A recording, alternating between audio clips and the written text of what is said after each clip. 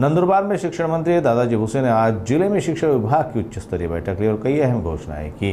उनका जोर गुणवत्तापूर्ण शिक्षा, बेहतर मूलभूत सुविधाएं और शिक्षकों से गैर शैक्षणिक कार्यों का भार कम करने पर रहा।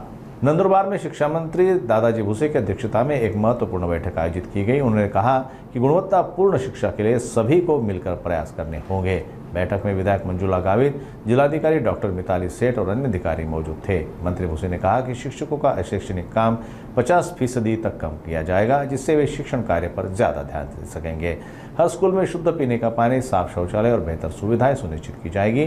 नंदुरबार की खराब स्कूल इमारतों के लिए विशेष समिति बनाकर नई इमारतों के लिए निधी उपलब्ध कराई जाएगी। बघितलं असेल की आपले जे शिक्षक बांधव आहेत यांच्यावर अशैक्षणिक कामांचा मोठा बोजा असतो आणि म्हणून पाठीमागच्या काळामध्ये या संदर्भामध्ये एक समिती गठीत करण्यात आलेली होती। त्या समितीच्या माध्यमातून कोणती अशैक्षणिक कामं आपण कमी करू शकतो की जेणेकरून शिक्षक बंधू भगिनी पूर्ण जास्तीत जास्त कॉन्सन्ट्रेट ते विद्यार्थ्यांना शिक्षण देण्याच्यासाठी वेळ देऊ शकतील। या दृष्टिकोनातून ती समिती गठीत करण्यात आलेली होती। त्या समितीचा अहवाल आता प्राप्त झालेला आहे आणि त्या अनुषंगाने बऱ्यापैकी अशैक्षणिक कामं शिक्षक बांधवांची कमी केली जाते।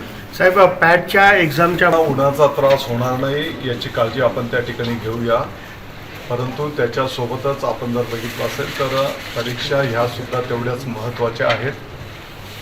कोणाला त्रास देण्याचा याच्या पाठीमागे हेतू नाही, परंतु शेवटी आपली मुलं त्यांनी अभ्यास केला पाहिजे, परीक्षेमध्ये सामोरं जात असताना त्यांनी तयारी केली पाहिजे, ही त्याच्या पाठीमागची भावना आहे।